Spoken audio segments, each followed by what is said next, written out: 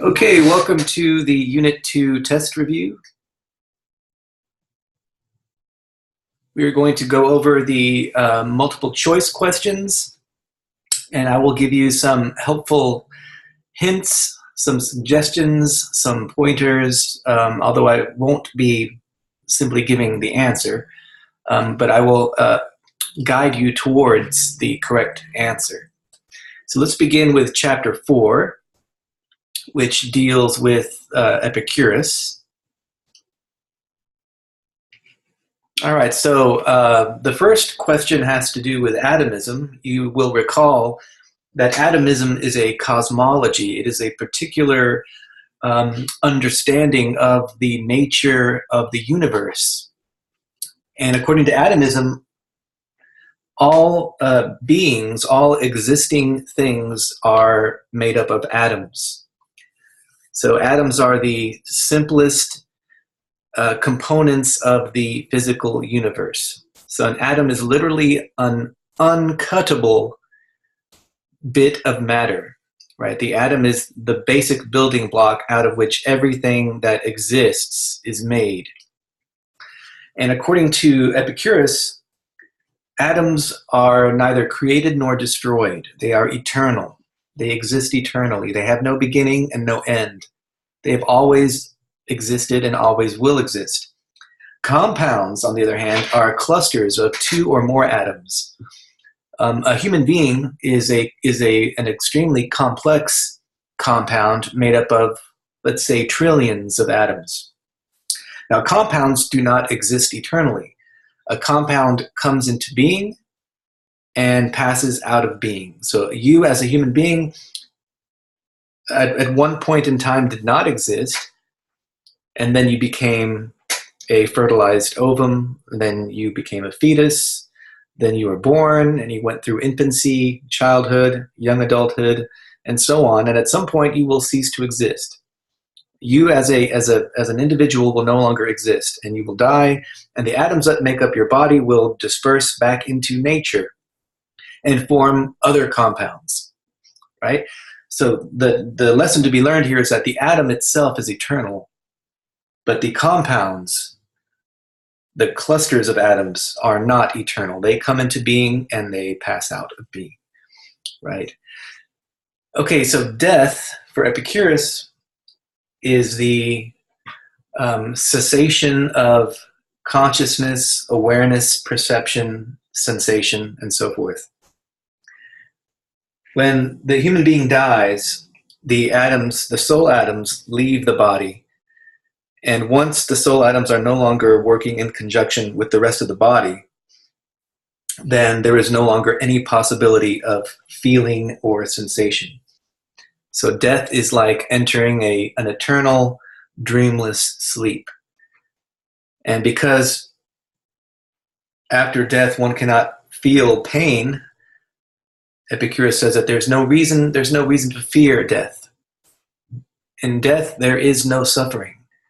At least after you're dead, there is no suffering because there is no possibility of sensation. All right. So atomism states that the only existing things, the only things that can be said to be real are bodies, right? Clusters of atoms, matter. Atomism is a materialism. It's a form of materialism which states that what is real is what is physical. If it has a body, it is real. So there are no such things as any kind of spiritual essences or ghosts or gods or souls understood in a spiritual sense. None of that exists if atomism is correct. Okay, the quote in question 4 is an attack on what Epicurus views as the anthropomorphization of the gods. And remember, to anthropomorphize means to treat something that is not human as if it had human characteristics. And Epicurus rejects the commonplace belief that gods are basically superhuman beings endowed with intelligence and emotions and will, and that they actively intervene in human affairs. He considers that an anthropomorphization, treating gods as if they were human-like beings. So true piety for Epicurus, it involves recognizing the truth about the nature of things, and that means embracing the cosmology of atomism and all of the implications of atomism, namely that divine intervention or divine providence are fictions that are inconsistent with the truth about atomism, and a rejection of the belief in an afterlife. Because if atomism is true and the soul is made up of atoms, and that at the point of death the soul atoms disperse and no longer afford the possibility of sensation, then there is no such thing as an afterlife, and therefore there is no reason to fear divine retribution or going to hell, right? Okay, so for Epicurus, the soul is made up of atoms, right? The soul is a body. It is physical, right? And at the moment of death, there is no longer the possibility of sensation or feeling or consciousness, right? When you die, your ego, your personal identity, your awareness, all of that disappears forever. So Epicurus is a hedonist, which means that he views the pursuit of pleasure and the avoidance of pain as the highest objects of human aspiration, right? If you want to be happy, according to Epicurus, you want to do everything you can to avoid pain and embrace pleasure. So, but he's not a vulgar hedonist. He doesn't believe that you should overindulge in food and drink and sexual activity and so forth. He's not that kind of hedonist, right? For Epicurus, as he famously says, I think it's in section 5 or 6, he says that all acts of choice and avoidance ought to be referred to the health of the soul and of the body.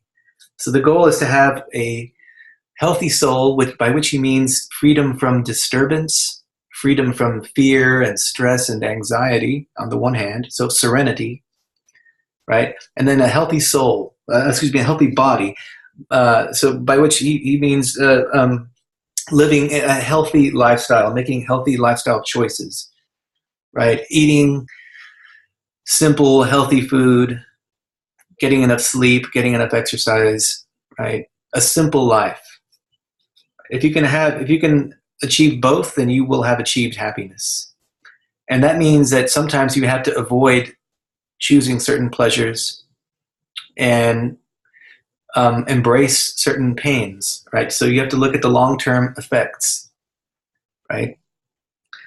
So the goal is to pursue pleasures that are long-term, that are long-lasting, right? As opposed to pleasures that are short but intense and which bring a surplus of pain in the long term. So getting very drunk, let's say, might be pleasant in the short term, but you will suffer long-term negative, painful consequences like a hangover, or you might get in an accident, or destroy your liver, and so forth. So the goal is to look for the long-term pleasure when you're making you have to make a distinction between beneficial and harmful pleasures and pains. Okay, number 7 is this is probably the hardest question on the list. I'm not going to go through the answer choices, but I will say this. If you can get this right, then you really have a handle on Epicurean philosophy. So the question is asking you to think the argument he presents from atomism to hedonism. How does the atomistic vision of the universe lead you to conclude that that serenity, peace of mind is yours if you embrace atomism? What are the steps that you take, right? I'll go through them very, very quickly. I don't want to give this away. I want you to figure this out on your own, because I know you can if you think it through. So atomism states that the universe is made up of atoms and void. Void is empty space, the space filled up by the atoms. So if atomism is true, then the human being must be made up of atoms, must be nothing more than a body. And if the soul is also made up of atoms, and if when you die, the soul atoms disperse and are no longer working in conjunction with the rest of the body, and if once that happens, there's no longer the possibility of sensation, of feeling, of consciousness, then death is essentially the extinction of your ego, of your awareness, which means that there is no afterlife. Because when you die, you basically, everything fades to black, so to speak. So if atomism is true, then there's no need to fear the afterlife, in a hellish afterlife in which you will be punished by vengeful gods who are judging you, right? And if that's the case, then you should have peace of mind knowing that that once you're dead, you have nothing to fear. You can no longer suffer, right? So that peace of mind, that serenity, is the foundation for your happiness, for your inner peace, so to speak. So that's basically the trajectory that the argument takes in Epicurus. That's how you get from atomism, from a particular cosmology and understanding of, or an explanation of the way the universe is structured, all the way to the goal of human aspiration, which for Epicurus is serenity, tranquility. All right, so Epicurus in sections 5 and 6 is very careful to distinguish between pains that are beneficial and pains that are harmful. So exercising would be a beneficial pain. It leads to long-term positive consequences like good health, for example. Overeating would be a harmful pleasure because it leads to long-term negative consequences like obesity and diabetes and all sorts of other ailments, hypertension, heart disease, etc. Right? So you have to be able to distinguish between pains and pleasures that are beneficial and harmful, and choose only the ones that are beneficial. Right? He doesn't talk about the way in which hedonism, vulgar hedonism, may undermine one's attachment to conventional morality. He doesn't seem to get into that question. So in order to live well for Epicurus, you need a simple, healthy lifestyle without any stress or anxiety, and friendship is very important, right? Okay, so the ultimate foundation for happiness in Epicurus is peace of mind and health. If you have peace of mind and health, you have reached the summit of human happiness. Okay, let's switch now to the chapter on St. Thomas Aquinas. Remember, there are 4 basic characteristics of all laws. Right? A law, in order to be a law, it has to be an ordinance of reason. It has to be rational, right? Made by whoever has authority in the community, by the king or the president or whoever who has care over the community, right? Whoever's in charge. It has to be made known or promulgated. That's the word that he uses. It has to be promulgated, and most importantly, it has to aim at the good of the whole. It has to aim at the common good. So if it does not aim at the common good, it is not a law. It is tyrannical.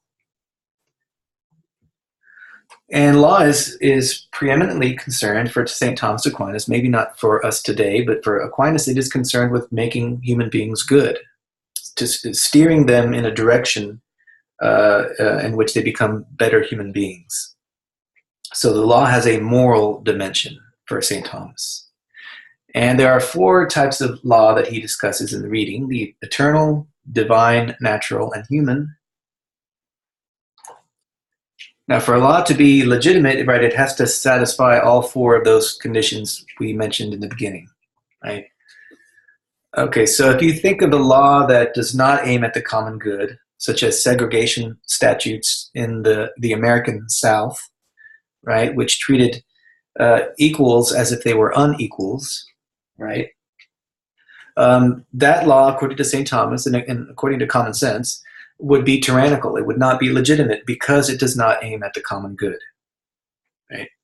Now, for the eternal law, basically that is for St. Thomas synonymous or identical with God's reason, God's mind, right? So according to Thomas, God is in charge of sort of everything that happens in the universe. He is steering the course of history towards a predetermined goal. So God's ultimate plan and providential plan for the cosmos and for humanity is essentially God's eternal law. And it cannot be seen, it cannot be understood by the human mind, at least not in this life. Right? Therefore, God has to reveal that part of his providential plan that he wants us to know. He has to reveal it to us through divine law, through sacred scripture. Right? It's called revealed religion for a reason. Right? Because the human mind cannot grasp God's plan by itself. The human mind is not strong enough to penetrate those mysteries. Therefore, God has to reveal his plan to us in the form of the Bible.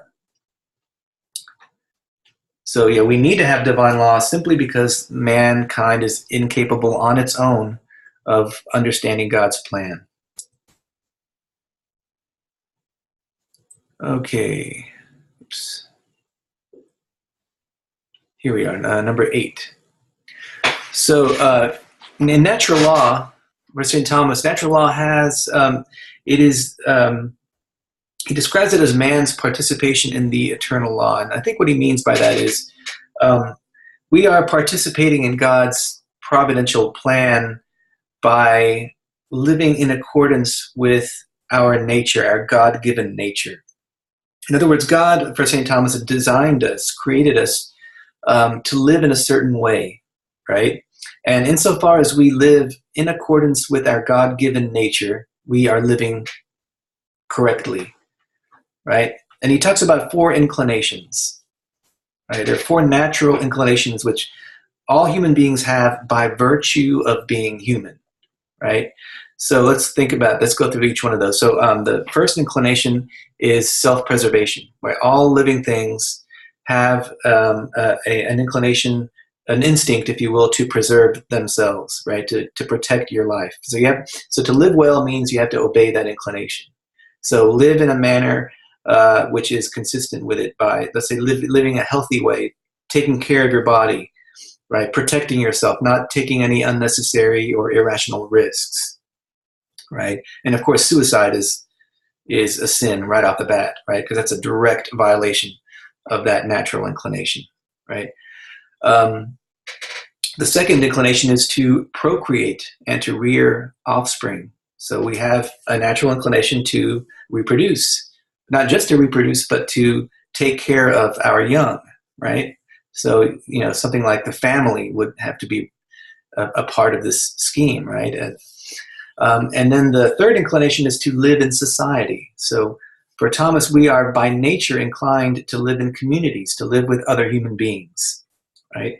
And the final inclination, the highest, if you will, the one that is most uniquely human, is the desire to know the truth about God, right? So we are created with an intellectual curiosity, with a mind, with intelligence, and it is meant to be used to know God, to learn about God, right?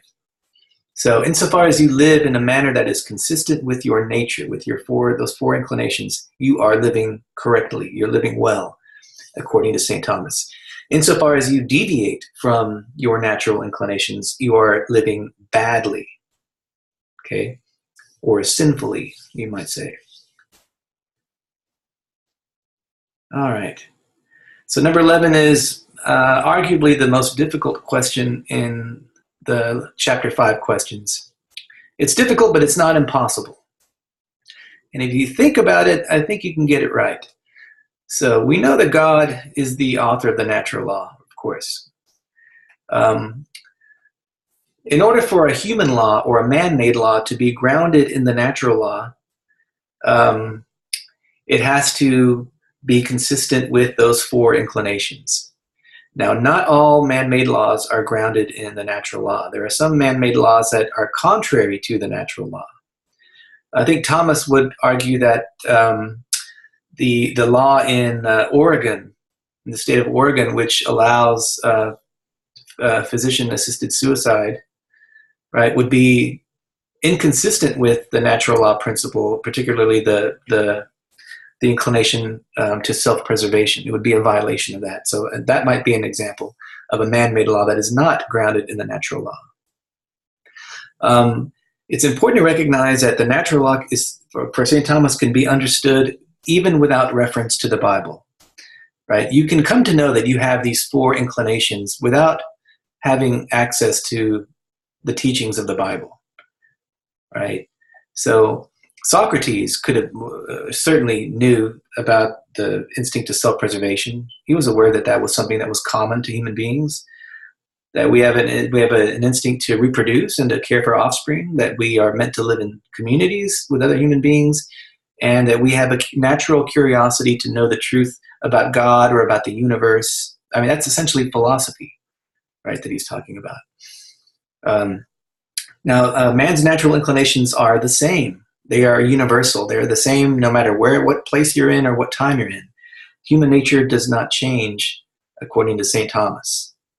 Right? So people will have an instinct to procreate, whether they're in imperial China or in 21st century Texas. Right?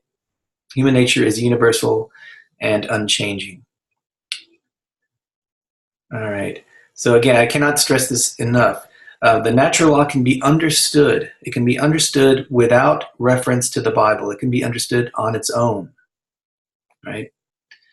Okay, so human law, right? Remember, it's made by human beings, but in order to be legitimate, it has to be consistent with the natural law. And if it doesn't satisfy the 4 conditions of law that we mentioned at the beginning of our Chapter 5 presentation, then it is not a valid law. Okay, we got to be able to distinguish between nature and convention, right? So nature is what is fixed, what is unchanging, right? Convention is what exists by human habit or custom. So whereas nature is fixed, convention is changeable, constantly changing, right? So by nature, I, as a man, am unable to give birth. Because I'm a man, I cannot have a womb, right? That's by nature, and that's fixed. That cannot be changed. But by convention, we drive on the right-hand side of the road in the United States, but in Japan, they drive on the left-hand side of the road, right? That's a convention. That changes, okay? All right, let's move on quickly to Chapter 6. So for Hobbes, the early modern political philosopher, right? We are, all human beings are animated by a desire for power and survival, right? Self-preservation.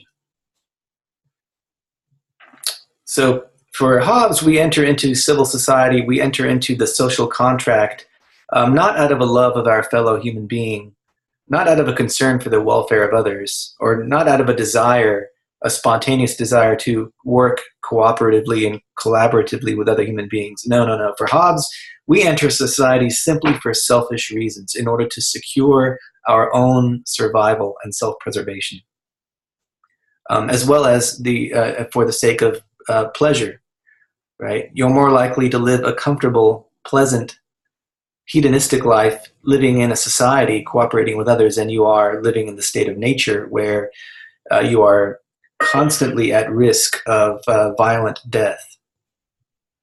So in the state of nature section of the reading, which is sections 3 through 5, life, he says, is solitary, poor, nasty, brutish, and short, right? life is dreadful. There's no peace, there's no security, there are no property rights, there's no police force, there's no law, there's no justice, there's no technology, there's no architecture or agriculture, none of that. It's basically like living in the jungle. Okay. All right.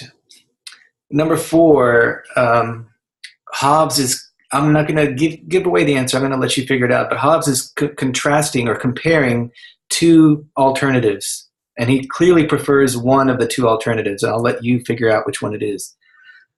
But he's saying we could either live as law-abiding, respectable citizens in the civil society, right? Or we could be tyrants who control, who dominate everyone, and who own all the wealth. Now, which of the two, according to Hobbes, do you think he thinks most human beings would prefer? To be a respectable, law-abiding, tax-paying, middle-class citizen, or to be a tyrant who has all the wealth, all the power, and enjoys all of the pleasure he could desire? I'll let you figure that one out. Number 5, I saw this sign on a billboard about a year ago. Drive safely, the life you save may be your own. Right? This is one of the two versions of the Golden Rule. So I'll give you a hint. It's either B or C, but I'm going to let you figure out which one it is. All right.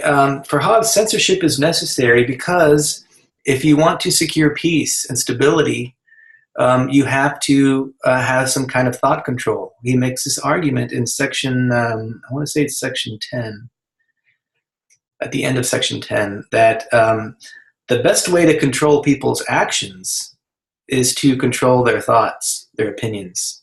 If you want people to behave in an orderly fashion, in a law-abiding fashion, then it would help to control their thoughts and opinions about certain things. And that way you can kind of steer them in the direction you want them to go without having to have a policeman on every single corner. Although you need that too, but it's not enough. You control people's hearts and minds, you will control their actions. Okay, so good and evil for Hobbes, who is a hedonist, refer to pleasure and pain. Simple as that. Simple as that. Okay, the state of nature.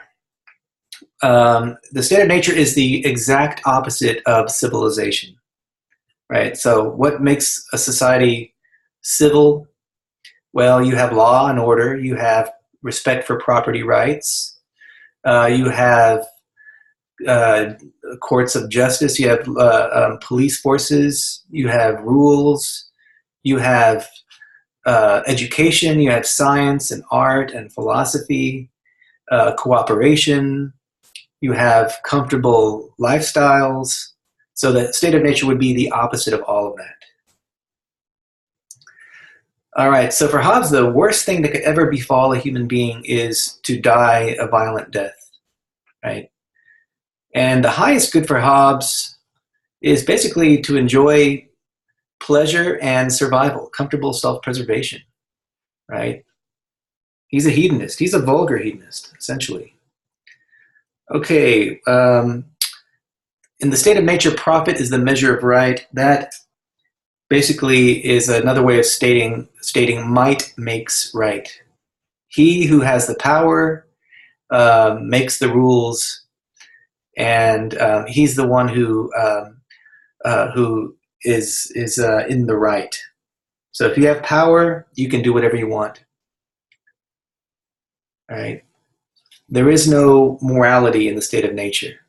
The only law, so to speak, is the law of self-preservation. And for Hobbes, you do whatever you have to do to preserve your life and to gain power. So Aquinas and Hobbes would not really agree on anything, to be honest. They are polar opposites. Aquinas believes in a human soul that is immortal, believes in a natural basis for morality. Right? Hobbes is a materialist. He does not believe there's a natural basis for morality. In the state of nature, morality, there is no morality. It's simply a struggle for survival. you don't get morality until you enter into civil society. So morality or justice, they're both conventional. They're rooted in human custom. They are enshrined in the laws, the man-made laws, but there's no standard of justice or right that transcends man-made laws. Okay, so morality is conventional in Hobbes, but natural in Aquinas. All right, so number 12, the social contract theory. Right, for Hobbes, the social contract is the only way we can get out of the state of nature. Right, so we have to enter into the social contract in order to avoid the perils of the state of nature, which is full of violence and death. In the social contract, we surrender our conscience, and the law becomes our conscience. Right, there is no freedom of expression. There's no freedom of inquiry. You have censorship, so you don't get to just read anything that you want. You can only read what the government will let you read because they want to control your thoughts, so as to make you docile and obedient. And you need people to be obedient in order for there to be law and order, for there to be stability in the society, because stability means peace, and peace means safety, and safety means self-preservation. And for Hobbes, the goal of life, the goal of politics, is to produce and maintain comfortable self-preservation. Okay, so which of the following best captures the difference between Hobbes's law of nature and natural law in Aquinas? Well, right, for Hobbes, it's all about survival. It's all about self-preservation, doing whatever you have to do to preserve your life. For Aquinas, natural law is the natural basis for morality, for living well, and it involves living in society, working cooperatively with others, respecting other people, not giving offense to anyone that you live with, procreating, taking care of your offspring, and knowing the truth about God. Right? For Hobbes, it's really all about self-preservation. Okay, let me quickly go over the essay questions. So be able to distinguish between vulgar hedonism and Epicurean hedonism. So vulgar hedonism is just the pursuit of bodily pleasure, right? Epicurean hedonism is much more refined and sophisticated, right? It distinguishes between higher and lower pleasures, or beneficial and harmful pleasures and pains. So it stresses serenity, health of the soul, and health of the body. So living a simple, healthy lifestyle, and enjoying serenity and tranquility and peace of mind. That's what characterizes Epicurean hedonism, right? Okay, so St. Thomas on natural law. So where does it come from? Who made the natural law? What is the definition of natural law? What are the four inclinations? You have to state those. How does living in accordance with those inclinations lead to living well? How can we deduce a more elaborate moral code just from meditating on or thinking about those four inclinations, right? Lastly, imagine you stumble upon a burning orphanage. There are terrified children inside who cannot get out, right? The only way they could escape is if you were to run in and risk your own life to help them get out. Now, according to Hobbes, I'm not asking what you would do in this situation. I'm asking what Hobbes thinks you ought to do if you're rational in this kind of situation. What would he say a rational person would do in that situation? Would he run in and help the kids at the risk of his own life, or would he find some other way? Would he react in some other way, right? In a way that would not risk his safety, right? Tie that response into Hobbes's discussion of human nature, psychological egoism, and hedonism, the state of nature argument, and how that leads to the social contract, right? There's a connection between Hobbes's state of nature argument and the reasons for wanting to leave the state of nature, and how one would react according to Hobbes in this scenario. Okay, and also please mention the golden rule. That would be helpful as well. All right, well, thank you for participating in this review, and I wish you luck on the test. Thanks, bye-bye.